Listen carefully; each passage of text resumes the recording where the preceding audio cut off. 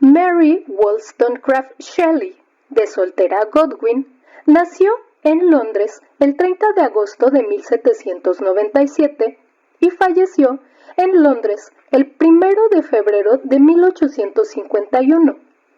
Fue una escritora, dramaturga, ensayista y biógrafa británica.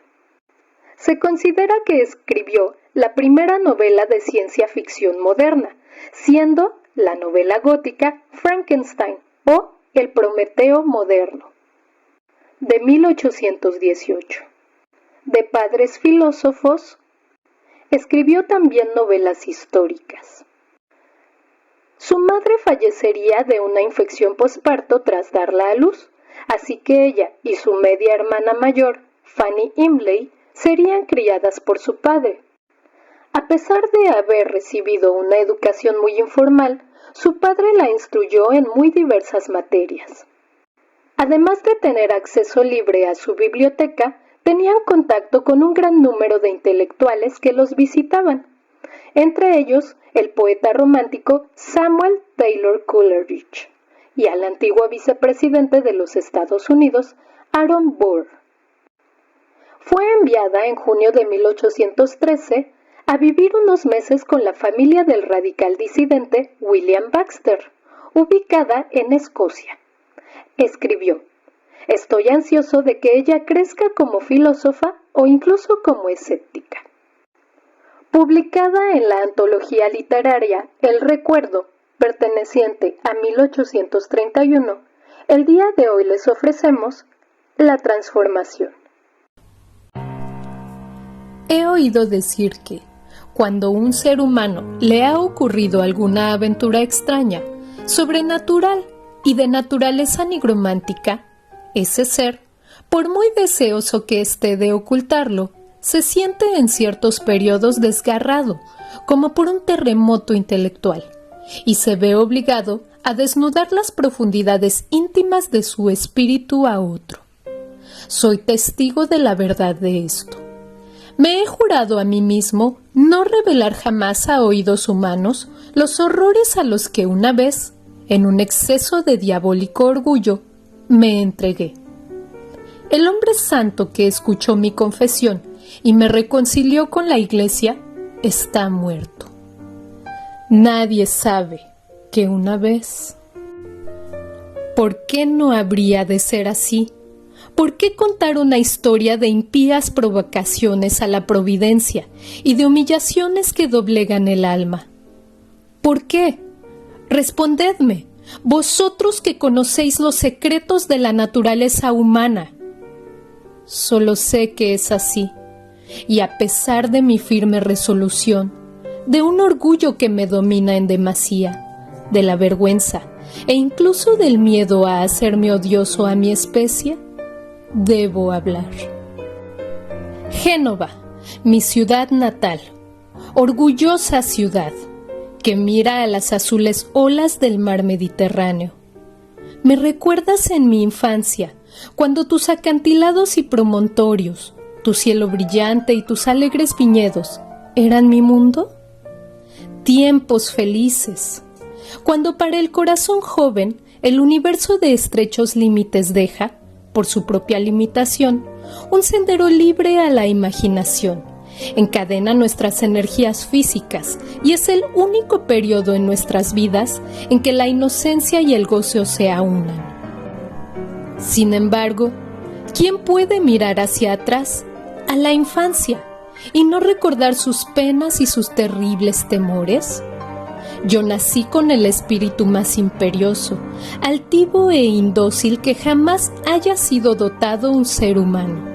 Solo temblaba ante mi padre, y él, generoso y noble, pero caprichoso y tiránico, fomentaba y frenaba a la vez la salvaje impetuosidad de mi carácter, haciendo obligatoria la obediencia, pero sin inspirar ningún respeto por los motivos que guiaban sus órdenes. Ser un hombre libre, independiente, o en mejores palabras, insolente y dominante, era la esperanza y la plegaria de mi corazón rebelde. Mi padre tenía un amigo, un rico noble genovés, que en un tumulto político fue repentinamente condenado al destierro y sus bienes confiscados. El marqués Torella se exilió solo. Al igual que mi padre, era viudo. Tenía una hija, la pequeña Julieta, que quedó bajo la tutela de mi progenitor.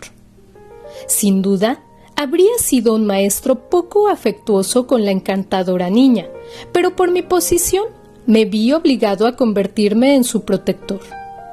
Una serie de incidentes infantiles tendieron todo a un mismo fin: hacer que Julieta viera en mí una roca de refugio y yo en ella alguien que debía perecer a causa de la suave sensibilidad de su naturaleza, demasiado maltratada de no ser por mis cuidados de guardián.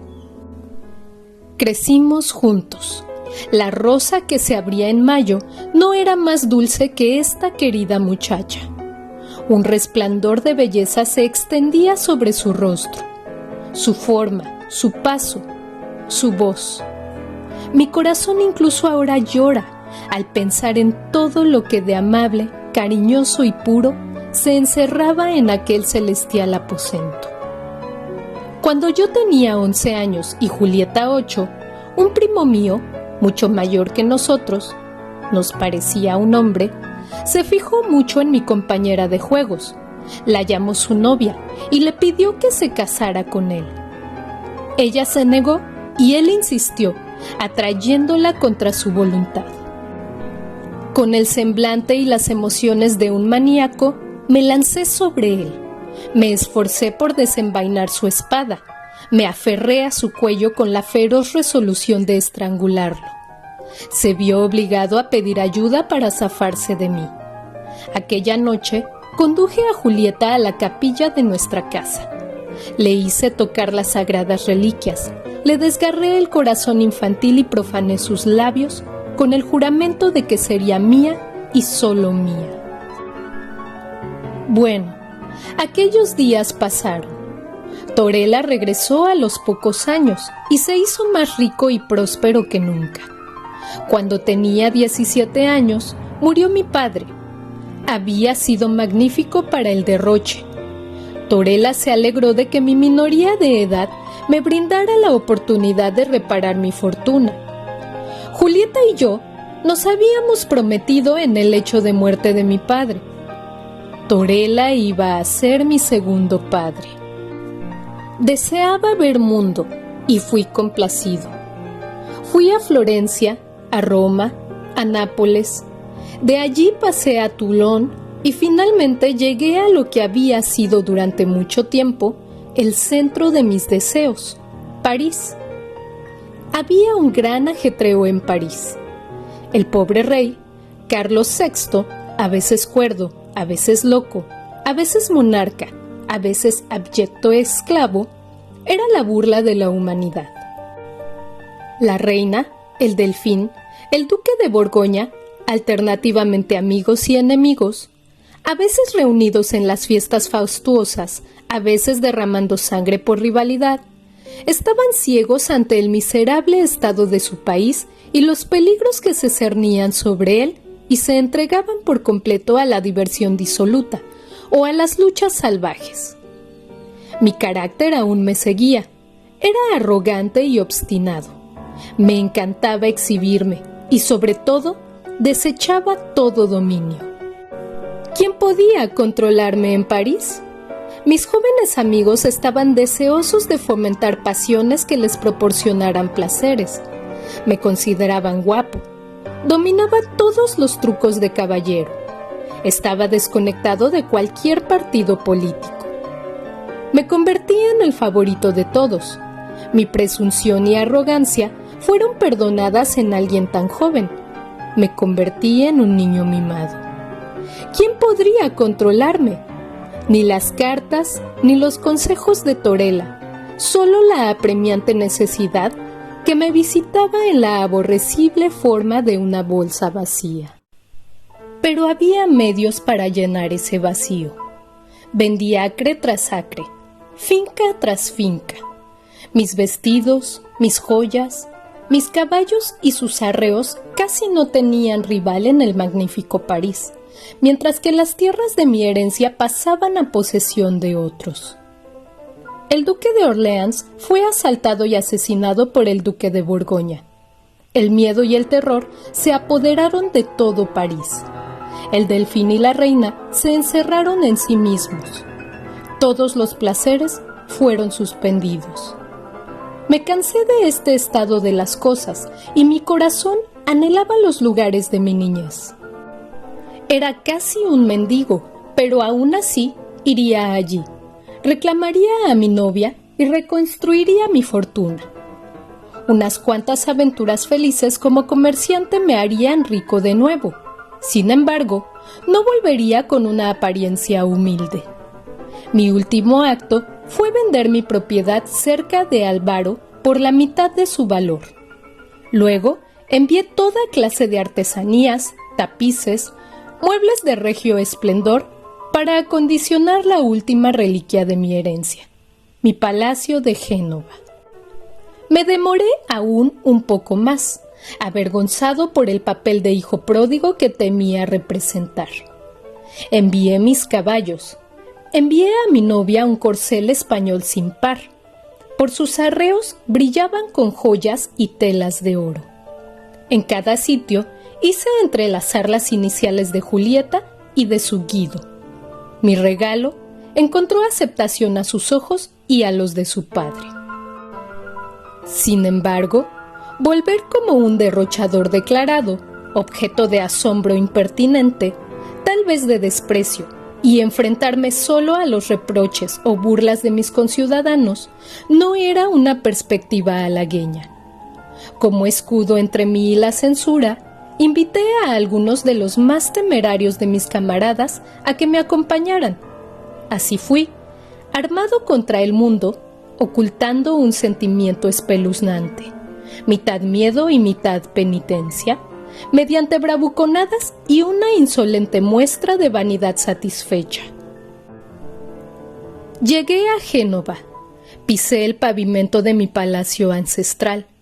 Mi paso orgulloso no era intérprete de mi corazón, pues sentía íntimamente que, aunque rodeado de todos los lujos, era un mendigo. El primer paso que di al reclamar a Julieta debió proclamarme como tal. Leí desprecio o lástima en las miradas de todos. Creía, porque la conciencia es tan propensa a imaginar lo que se merece, que ricos y pobres, jóvenes y viejos, todos me miraban con burla. Torella no se me acercaba. No es de extrañar que mi segundo padre esperase de mí la deferencia de un hijo al ser el primero en atenderle. Pero horrorizado y escocido por la sensación de mis locuras y deméritos, me esforzaba por echar la culpa a los demás. Celebramos orgías nocturnas en el Palacio Carega. A las noches de insomnio y alboroto seguían mañanas lánguidas y supinas. Al Ave María mostrábamos nuestras delicadas personas por las calles, burlándonos de los sobrios ciudadanos, lanzando miradas insolentes a las encogidas mujeres. Julieta no estaba entre ellas. No. Si hubiera estado allí, la vergüenza me habría alejado. Si el amor no me hubiera traído a sus pies. Me cansé de esto. De repente, le hice una visita al marqués. Estaba en su villa, una de las muchas que adornan el suburbio de San Pietro d'Arena. Era el mes de mayo, un mes de mayo en aquel jardín del mundo.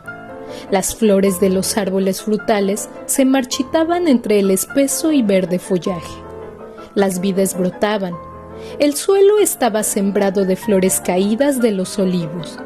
Las luciérnagas flotaban en el seto del mirto. El cielo y la tierra vestían un manto de belleza sobrecogedora. Torella me acogió, amable, aunque con seriedad, y pronto desapareció incluso la sombra de su disgusto. Alguna semejanza con mi padre, alguna mirada y tono de ingenuidad juvenil, que aún acechaban a pesar de mis fechorías, ablandaron el corazón del buen anciano. Mandó llamar a su hija y me presentó como su prometido. Cuando ella entró, la habitación se tiñó de una luz sagrada. Tenía esa mirada de querubín, esos ojos grandes y suaves, esas mejillas con hoyuelos y esa boca de dulzura infantil que expresan la rara unión de la felicidad y el amor. La admiración me poseyó primero. ¡Es mía! Fue la segunda emoción, orgullosa, y mis labios se curvaron con altivo triunfo. No había sido yo el enfant gâté de las bellezas de Francia para no haber aprendido el arte de complacer el blando corazón de una mujer. Si con los hombres era prepotente, la cortesía que les dispensaba resultaba aún más contrastante. Comencé mi cortejo, mostrando 1000 galanterías a Julieta que, jurada a mí desde la infancia, nunca había admitido la devoción de otros y que, aunque acostumbrada a las expresiones de admiración, no estaba iniciada en el lenguaje de los amantes. Durante unos días todo fue bien. Torella nunca aludió a mis extravagancias. Me trataba como a un hijo predilecto. Pero llegó el momento, mientras discutíamos los preliminares de mi unión con su hija, en que este buen semblante de las cosas debía ensombrecerse. En vida de mi padre se había redactado un contrato. Yo lo había anulado, de hecho, al haber dilapidado la totalidad de la riqueza que debíamos compartir Julieta y yo. Torella, en consecuencia, optó por considerar anulado este vínculo y propuso otro, en el cual, aunque la riqueza de él aumentaba inconmensurablemente, había tantas restricciones en cuanto al modo de gastarla que yo, que solo veía la independencia en la libertad de acción que se daba a mi imperiosa voluntad, me burlé de él como si se aprovechara de mi situación y me negué por completo a suscribir sus condiciones. El viejo se esforzó suavemente por hacerme entrar en razón. El orgullo enardecido se convirtió en el tirano de mi pensamiento. Le escuché con indignación, le rechacé con desdén. Julieta, tú eres mía. ¿No intercambiamos votos en nuestra inocente infancia? ¿No somos uno a los ojos de Dios? ¿Y tu padre, de corazón y sangre fríos, va a dividirnos? Sé generosa, amor, sé justa. No te lleves un regalo, último tesoro de tu Guido. No te retractes de tus votos. Desafiemos al mundo y, desechando los cálculos de la edad, encontremos en nuestro mutuo afecto un refugio contra todo mal. Debía de ser un demonio para intentar envenenar con semejantes sofismas aquel santuario de santos pensamientos y tierno amor. Julieta se apartó de mí asustada. Su padre era el mejor y más bondadoso de los hombres y se esforzaba por mostrarme cómo, obedeciéndole, obtendría todo bien. Recibiría mi tardía sumisión con cálido afecto y mi arrepentimiento iría seguido de un generoso perdón. Palabras inútiles que una hija joven y gentil dirigía a un hombre acostumbrado a hacer de su voluntad su ley y a sentir en su propio corazón a un déspota tan terrible y severo que no podía rendir obediencia a nada, salvo a sus propios deseos imperiosos. Mi resentimiento crecía con la resistencia. Mis salvajes compañeros estaban dispuestos a echar más leña al fuego. Trazamos un plan para llevarnos a Julieta. Al principio pareció coronado por el éxito. A nuestro regreso, a mitad de camino, fuimos alcanzados por el agonizante padre y sus ayudantes. Se produjo un conflicto. Antes de que la guardia de la ciudad decidiera la victoria a favor de nuestros antagonistas, 2 de los sirvientes de Torella resultaron gravemente heridos.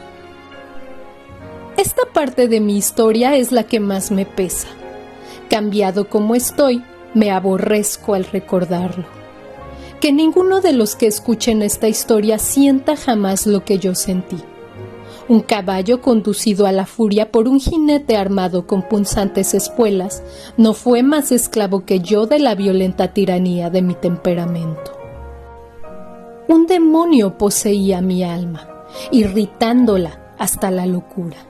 Sentía dentro de mí la voz de la conciencia, pero si cedía a ella por un breve intervalo, era solo para ser un momento después arrebatado como por un torbellino, arrastrado por la corriente de una furia desesperada, juguete de las tormentas engendradas por el orgullo.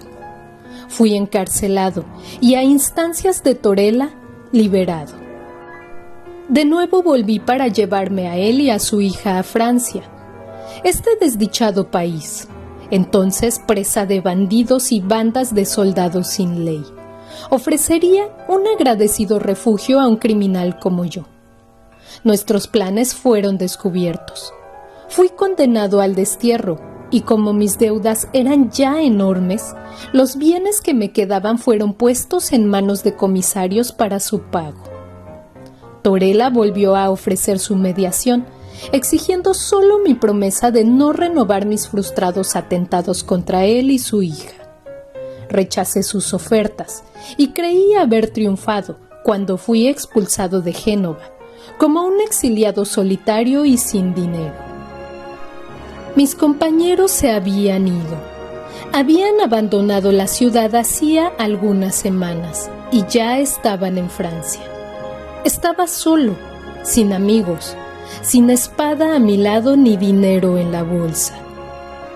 Vagué por la orilla del mar. Un torbellino de pasión me poseía y desgarraba el alma. Era como si una brasa ardiera en mi pecho. Al principio medité sobre lo que debía hacer. Me uniría a una banda de bandidos. Venganza. La palabra me pareció un bálsamo. La abracé. La acaricié hasta que, como una serpiente, me picó. Entonces abjuré y abominé de Génova, ese pequeño rincón del mundo. Regresaría a París, donde pululaban tantos de mis amigos, donde mis servicios serían gustosamente aceptados, donde labraría fortuna con mi espada y podría, a través del éxito, hacer que mi mísero lugar de nacimiento y el falso Torella lamentaran el día en que me expulsaron de sus muros como un nuevo Coriolano. Volvería a París, así, a pie, como un mendigo, y me presentaría en mi pobreza a aquellos a quienes antes había agasajado suntuosamente. El mero hecho de pensarlo me hacía saborear la hiel.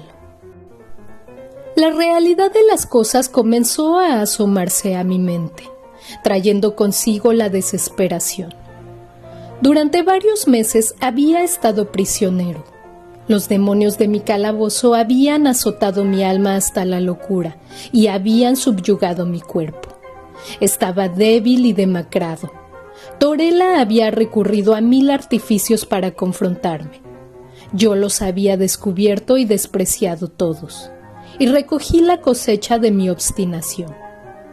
¿Qué hacer? ¿Debía arrodillarme ante mi enemigo y pedirle perdón? Prefiero morir 10,000 veces. Jamás obtendrían esa victoria. Odio. Juré odio eterno. ¿Odio de quién? ¿De quién? De un paria errante a un noble poderoso. Yo y mis sentimientos no éramos nada para ellos. Ya habían olvidado a alguien tan indigno. Y Julieta, su rostro de ángel y su forma de sílfide brillaban entre las nubes de mi desesperación con vana belleza, porque la había perdido. La gloria y la flor del mundo. Otro la llamaría suya. Esa sonrisa del paraíso bendeciría a otro. Incluso ahora mi corazón se estremece cuando vuelvo a recordar aquella serie de obscuras ideas. Sometido hasta casi las lágrimas, desvariando en mi agonía, seguí vagando a lo largo de la rocosa orilla, que a cada paso se volvía más salvaje y desolada. Rocas colgantes y precipicios escarpados dominaban el océano sin mareas. Negras cavernas bostezaban y sin cesar, entre los recovecos del mar, murmuraban y se precipitaban las aguas infecundas. A veces mi camino estaba casi bloqueado por un abrupto promontorio, a veces casi imprácticamente por fragmentos caídos del acantilado. Se acercaba el anochecer, cuando mar adentro se levantó, como si de la varita de un mago se tratara, una turbia red de nubes que emborronaron el cielo azul y obscurecieron y perturbaron las hasta entonces plácidas profundidades. Las nubes tenían extrañas formas fantásticas. Cambiaban, se mezclaban y parecían movidas por un poderoso hechizo. Las olas levantaban sus blancas crestas. El trueno primero murmuraba, luego rugía, desde el otro lado de las aguas, que adquirían un profundo tinte púrpura, salpicado de espuma. El lugar donde yo me encontraba daba por un lado a la inmensa del océano. Por el otro, estaba cercado por un escarpado promontorio. Alrededor de este cabo llegó de repente, empujado por el viento, un navío. En vano intentaron los marinos abrirle paso hacia mar abierto. El vendaval lo empujó contra las rocas. Perecerá, todos a bordo perecerán. Ojalá estuviera yo entre ellos. Y en mi joven corazón se mezcló por primera vez la idea de la muerte con la de la alegría. Era un espectáculo espantoso contemplar aquel navío luchando con su destino. Apenas podía distinguir a los marineros, pero los oía. Pronto todo habría terminado. Una roca, apenas cubierta por las agitadas olas y que pasaba desapercibida, acechaba a su presa. Un trueno estalló sobre mi cabeza en el momento en que, con una espantosa sacudida, el esquife se precipitó sobre su invisible enemigo. En poco tiempo se hizo pedazos. Allí estaba yo, a salvo, y allí estaban mis congéneres, luchando desesperadamente contra la aniquilación. Me pareció verlos debatirse y oír sus gritos, que vencían las olas en su agonía. Las obscuras rompientes arrojaban de un lado a otro los fragmentos del naufragio. Pronto desapareció. Me había quedado fascinado, mirando hasta el final. Por fin me hundí de rodillas. Me cubrí la cara con las manos. Volví a levantar la vista.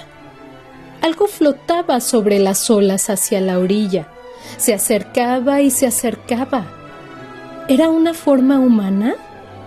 Cada vez se distinguía mejor y por fin una poderosa ola, levantando todo el cargamento, lo posó sobre una roca.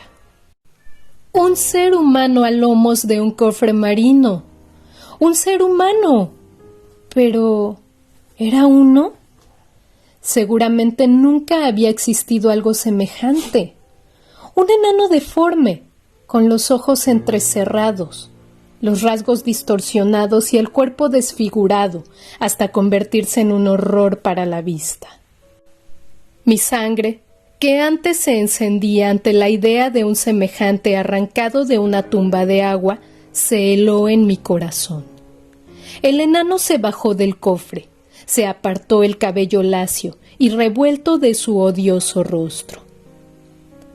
«¡Por San Belcebú!», exclamó. «He sido bien apaleado». Miró a su alrededor y me vio. «¡Oh, por el demonio! He aquí otro aliado del poderoso. ¿A qué santo rezaste, amigo? Si no al mío.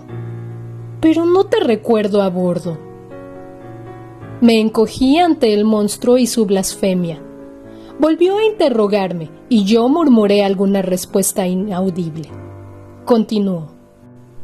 Tu voz queda ahogada por este estruendo disonante. ¿Qué ruido hace el gran océano? Los colegiales que salen de su prisión no son más ruidosos que estas olas libres para jugar. Me molestan. No quiero más de sus inoportunas peleas. Silencio, anciano. Vientos, a sus casas, a vuestros hogares. Nubes, volad a las antípodas y dejad nuestro cielo despejado. Mientras hablaba, extendió sus dos largos y delgados brazos, que parecían garras de araña, y pareció abrazar con ellos la extensión que tenía ante sí. ¿Fue un milagro? Las nubes se rompieron y huyeron. El cielo azul se asomó primero, y luego se extendió un tranquilo paisaje sobre nosotros. El tempestuoso vendaval se transformó en un suave soplo del oeste. El mar se calmó. Las olas se redujeron a ondas. Me gusta la obediencia, incluso en estos estúpidos elementos, dijo el enano. Cuánto más en la mente indócil del hombre. Fue una tormenta bien preparada, debes admitirlo, y todo por mi propia voluntad.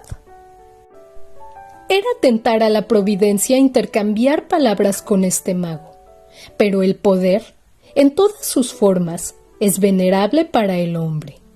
Asombro, curiosidad y una intensa fascinación me atrajeron hacia él. «Vamos, no te asustes, amigo», dijo el desgraciado. «Tengo buen humor cuando se me complace, y algo me agrada en tu cuerpo bien proporcionado y en tu hermoso rostro, aunque pareces un poco abatido. Tú has sufrido un naufragio en tierra. Yo en el mar. Tal vez pueda apaciguar la tempestad de tu fortuna como lo hice con la mía. ¿Seamos amigos?»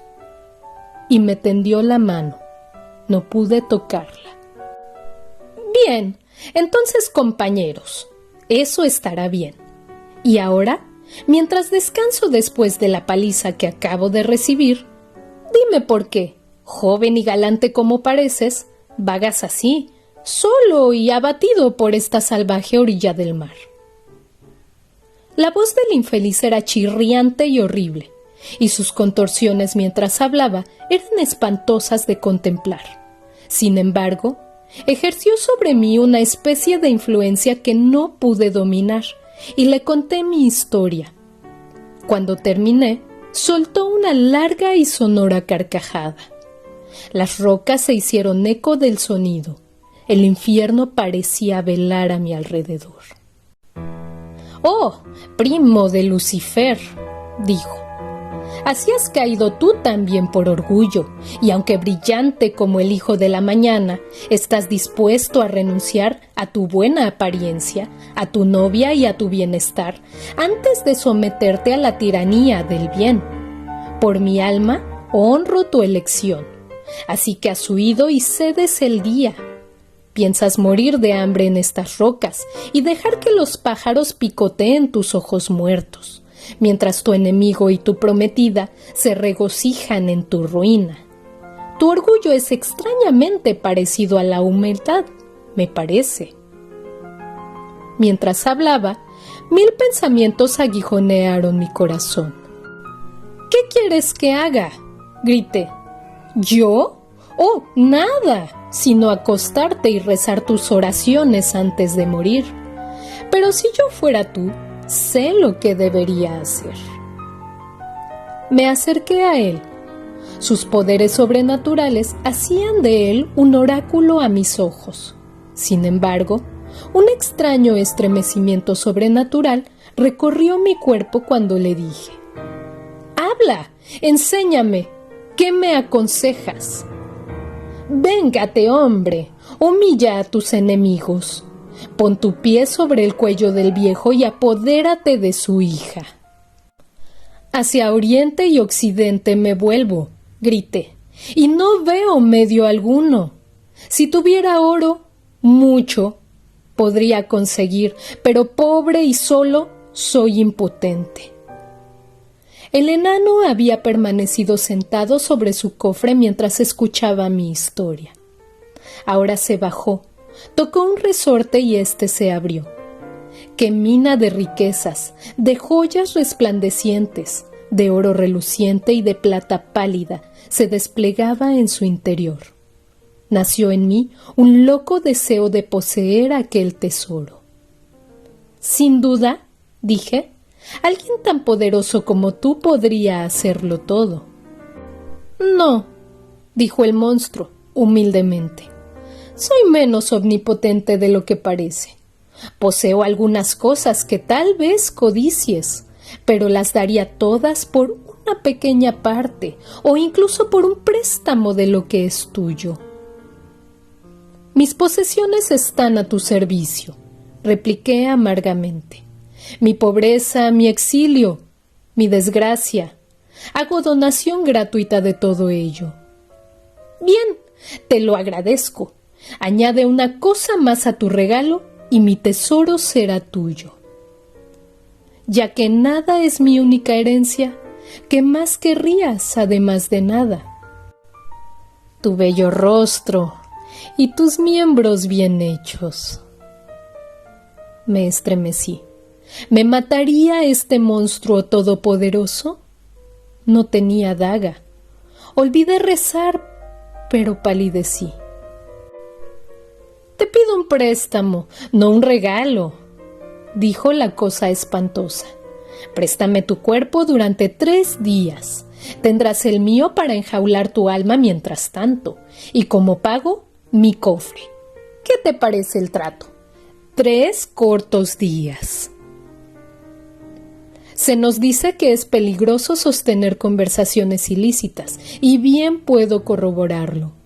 Escrito así, puede parecer increíble que yo prestara oídos a esta proposición, pero a pesar de su fealdad antinatural, había algo fascinante en un ser cuya voz podría gobernar la tierra, el aire y el mar. Sentí un vivo deseo de obedecer, pues con aquel cofre podría dominar el mundo. Mi única vacilación se debía al temor de que no cumpliera su trato. Entonces pensé, pronto moriré aquí, en estas arenas solitarias, y los miembros que él codicia ya no serán míos. Vale la pena correr el riesgo. Y además, sabía que, según todas las reglas del arte de la magia, había fórmulas y juramentos que ninguno de sus practicantes se atrevía a quebrantar. Dudé en responder, y él continuó, exhibiendo su riqueza y hablando del pequeño precio que exigía, hasta que me pareció una locura negarme. Así es como funciona. Colocamos nuestra barca en la corriente del río y se precipita por saltos y cataratas. Entregamos nuestra conducta al torrente salvaje de la pasión y nos alejamos. No sabemos a dónde.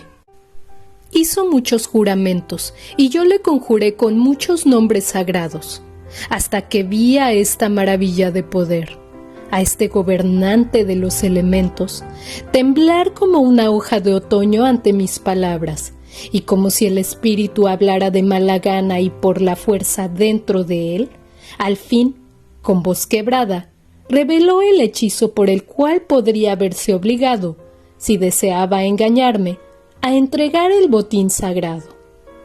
Nuestra cálida sangre vital debía mezclarse para crear y destruir el encanto.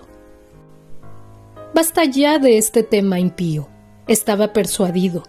La cosa estaba hecha. El día siguiente amaneció sobre mí, mientras yacía sobre las piedras, y no reconocí mi sombra mientras se alejaba de mí. Me sentí transformado en una figura de horror y maldije mi confianza fácil y mi ciega credulidad. El cofre estaba allí, el oro y las piedras preciosas por las que había vendido el cuerpo que la naturaleza me había dado. La visión calmó un poco mis emociones. Pronto pasarían los 3 días. Y pasaron. El enano me había proporcionado abundante comida. Al principio apenas podía andar, tan extraños y descoyuntados estaban todos mis miembros, y mi voz era la del demonio. Pero guardé silencio y volví mi cara al sol para no ver mi sombra, y conté las horas y rumié sobre mi conducta futura. traer a Torela a mis pies, poseer a mi Julieta a pesar suyo. Todo esto podría conseguirlo fácilmente mi nueva riqueza. Durante la obscura noche dormí y soñé con la realización de mis deseos. 2 soles se habían puesto. El tercero amaneció. Estaba agitado, temeroso. Oh expectación, qué cosa tan espantosa eres, cuando te enciende más el miedo que la esperanza. Cómo te retuerces alrededor del corazón, torturando sus pulsaciones. Cómo nos sacudes con punzadas misteriosas a través de nuestro débil mecanismo, que parecen estremecernos como cristales rotos, hasta la nada, y nos infundes nuevas fuerzas que no pueden hacer nada, y nos atormentas con una sensación semejante a la que siente el hombre fuerte, que no puede romper sus grilletes, aunque se doblen sus manos. Lentamente, recorrió el brillante orbe el cielo oriental. Largo tiempo se detuvo en el cenit y aún más, lentamente vagó por el oeste. Tocó el borde del horizonte. Se perdió. Sus glorias estaban en las cumbres del acantilado, que se volvieron mates y grises. La estrella de la tarde brillaba. Pronto llegaría. No vino. Por los cielos vivientes, no vino. Y la noche se prolongó cansada, y en su decadente edad, el día comenzó a agrietar su obscura cabellera. Y el sol volvió a salir sobre el más miserable desdichado que jamás haya ultrajado su luz. Así pasé 3 días. Las joyas y el oro, cómo los aborrecía. Bueno, no ensuciaré estas páginas con desvaríos endemoniados. Demasiado terribles eran mis pensamientos, el tumulto de ideas que llenaban mi alma. Al cabo de aquel tiempo dormí. No lo había hecho desde la tercera puesta del sol, y soñé que estaba a los pies de Julieta y que ella sonreía, y luego chillaba, porque veía mi transformación. Y de nuevo sonreía, porque seguía arrodillado ante ella, su hermoso amante. Pero no era yo, era él, el demonio, vestido con mis miembros, hablando con mi voz, conquistándola con mis miradas de amor. Intenté advertirla, pero mi lengua se negó a hacerlo. Intenté separarlo de ella, pero me quedé clavado en el suelo. Me desperté por la agonía. Allí estaban los solitarios y escarpados precipicios, allí el mar, la tranquila playa y el cielo azul, sobre todo. ¿Qué significaba aquello? ¿Era mi sueño un espejo de la verdad? ¿Estaba él cortejando y conquistando a mi prometida? Quería volver al instante a Génova, pero estaba desterrado. Me reí. El grito del enano brotó de mis labios. ¡Me desterraron! ¡Oh, no! No habían desterrado los asquerosos miembros que llevaba.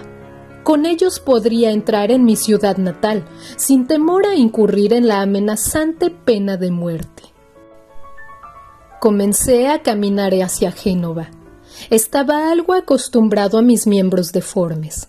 Jamás ninguno se había adaptado tan mal a un movimiento rectilíneo. Avanzaba con infinita dificultad. Además, quería evitar todas las aldeas que se extendían aquí y allá en la orilla del mar, pues no quería hacer ostentación de mi fealdad. No estaba muy seguro de que, si me veían, los muchachos no me apedrearían hasta matarme como a un monstruo. Recibí algunos saludos poco amables de los pocos campesinos o pescadores que me encontré. Era noche cerrada cuando me acerqué a Génova. El tiempo era tan templado y dulce que me pareció que el marqués y su hija muy probablemente habrían abandonado la ciudad para ir a su refugio campestre. Fue desde Villa Torela desde donde intenté llevarme a Julieta. Había pasado muchas horas inspeccionando el lugar y conocía cada palmo de terreno en sus alrededores. Estaba bellamente situada, rodeada de árboles, a orillas de un arroyo.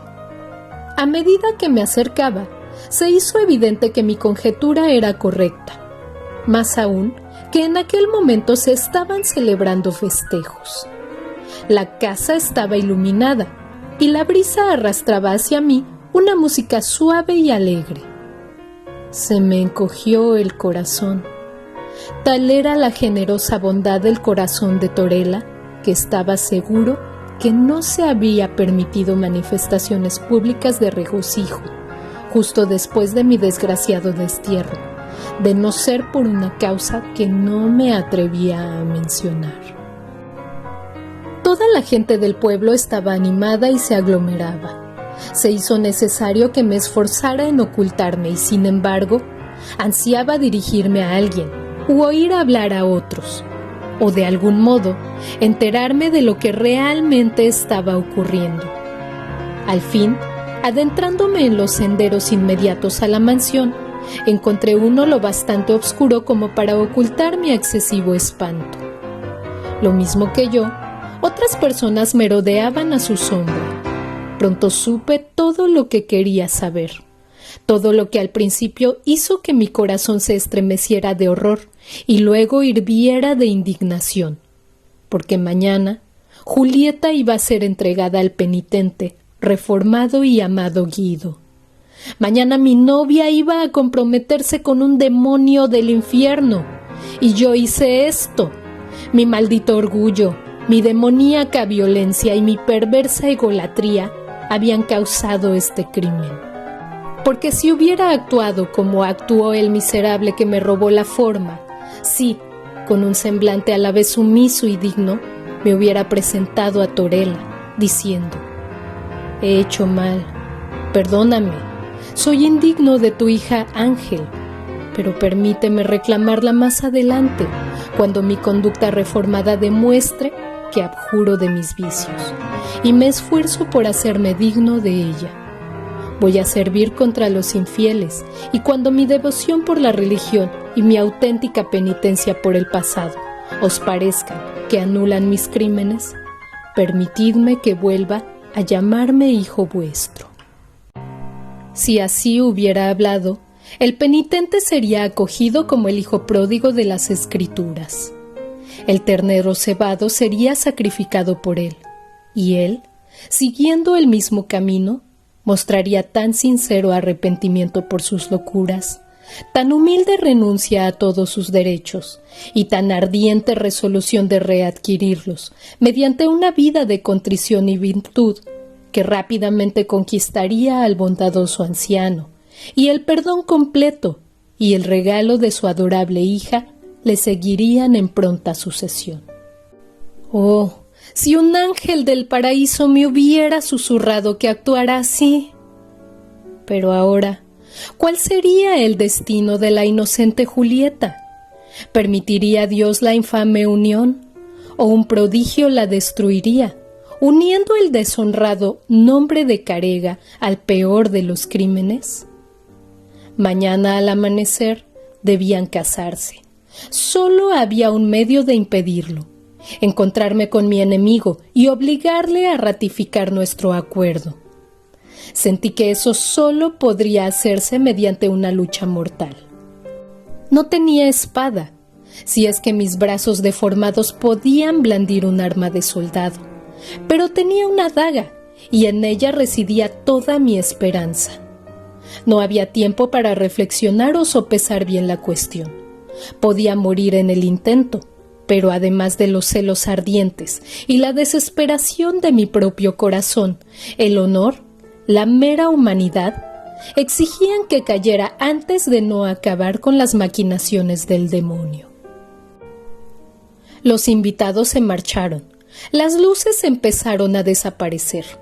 Era evidente que los habitantes de la villa buscaban el reposo. Me escondí entre los árboles. El jardín quedó desierto. Las puertas estaban cerradas. Di una vuelta y llegué bajo una ventana. Ah, bien sabía yo lo que era aquello. Un suave resplandor crepuscular brillaba en la habitación. Las cortinas estaban medio descorridas. Era el templo de la inocencia y la belleza. Su magnificencia estaba matizada, por así decirlo, por los ligeros desarreglos ocasionados por el hecho de estar habitado, y todos los objetos esparcidos alrededor mostraban el gusto de quien los santificaba con su presencia. La vi entrar, con paso suave y presuroso. La vi acercarse a la ventana. Descorrió aún más la cortina y miró hacia la noche.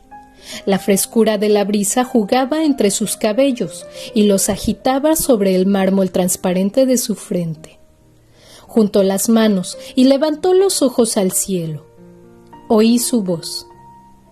«Guido», murmuró suavemente. «Mi Guido». Y luego, como vencida por la plenitud de su propio corazón, cayó de rodillas. Sus ojos levantados, su actitud descuidada pero gracil, el resplandor de agradecimiento que iluminaba su rostro. Oh, estas son palabras huecas.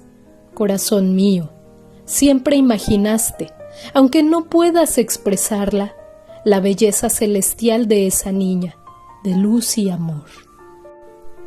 Oí un ruido, un andar rápido y firme a lo largo de la sombreada avenida.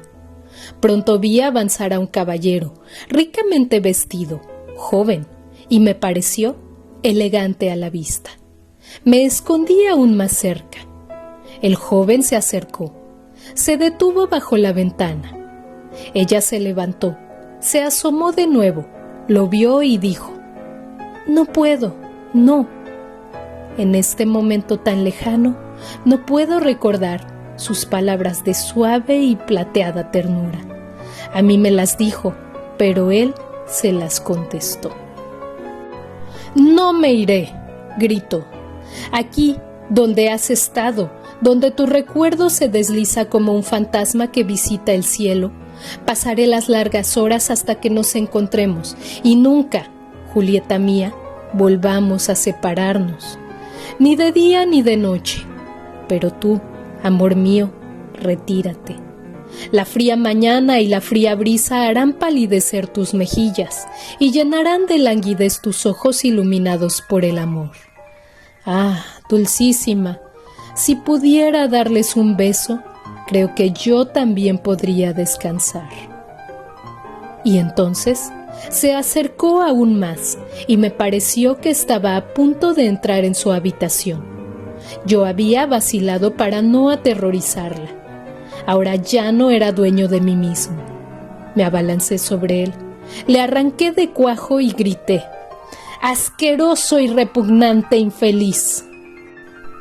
No hace falta que repita epítetos, todos ellos tendentes, según parecía, a injuriar a una persona por la que en esos momentos siento cierta debilidad. Un grito salió de los labios de Julieta. Yo no oí ni vi nada, solo sentí a mi enemigo, cuya garganta agarré y la empuñadura de mi daga. Él forcejeó, pero no pudo escapar. Al fin, exhaló roncamente estas palabras: «Hazlo, clávala, destruye este cuerpo. Tú seguirás viviendo. Que tu vida sea larga y feliz». El puñal que descendía se detuvo al oír lo que decía, y él, al sentir que yo aflojaba, se zafó y desenvainó su espada, mientras el alboroto en la casa y el vuelo de las antorchas de una habitación a otra indicaban que pronto nos separaríamos. Y yo, oh, mucho mejor morir, así que no me importaba que él no sobreviviera. En medio de mi frenesí había mucho cálculo. Si yo caía y él no sobrevivía, no me importaba el golpe mortal que pudiera darme a mí mismo. Mientras todavía él pensaba que me detenía y mientras veía la vil resolución de aprovecharse de mi vacilación, en la repentina estocada que me dio, me arrojé sobre su espada y en el mismo momento le clavé mi daga en el costado, con puntería verdaderamente desesperada. Caímos juntos, rodando el uno sobre el otro, y la marea de sangre que emanaba de la herida abierta de cada uno se mezcló sobre la hierba. Mas no sé, me desmayé. De nuevo volví a la vida. Débil, casi hasta la muerte, me encontré tendido sobre una cama. Julieta estaba arrodillada junto a ella.